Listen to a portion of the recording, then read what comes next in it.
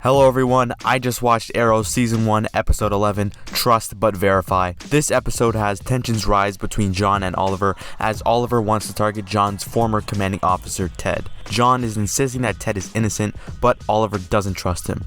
He thinks that he is responsible for a series of armored truck robberies across the city. John takes a job at Ted's company to keep an eye on him, and this puts him and Oliver in a feud. Oliver turns out to be right, and John gets tricked into working for Ted, as Oliver had taken down one of his men earlier, and John gets put in on the mission. He ends up going rogue, and Oliver comes in to help save him. That sort of mystery of whether or not Ted is actually innocent is the main story of this episode, but we also get the more flashbacks of Oliver on the island. It looked as though Yao Fei had been captured earlier, but it turns out he was working with Edward the entire time. Now this honestly shocked me and truly makes me wonder just how Oliver really got himself out of this island after all the troubles he's been through, and I really want to know more about how the entire island was set up in the first place. Tensions are also rising between Thea and Moira, as she has seen her with Tommy's father a lot recently and suspects that she's cheating. What's interesting is that she tells Oliver that a few months before the boat crash that Moira had been seeing Tommy's father.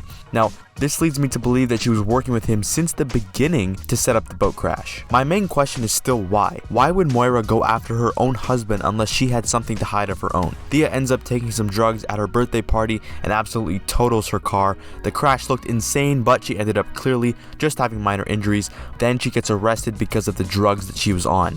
This episode sets up major conflict between the Queen family because ever since Walter was kidnapped, Thea has been more and more wary of Moira, and now things are going to be even worse with Thea going to jail. I'm hoping we get to see Laurel in action and maybe come to Thea's defense, but in all honesty, I'm not sure how Thea is going to get out of this. Oliver did say that vertigo was the drug from the Glades, so maybe this goes deeper than I thought, and maybe Thea was actually set up by someone from the list. So many questions, not enough answers. I cannot wait to see more. I'm really digging the show so far. The action scenes this episode were also pretty solid, and I like most of the characters.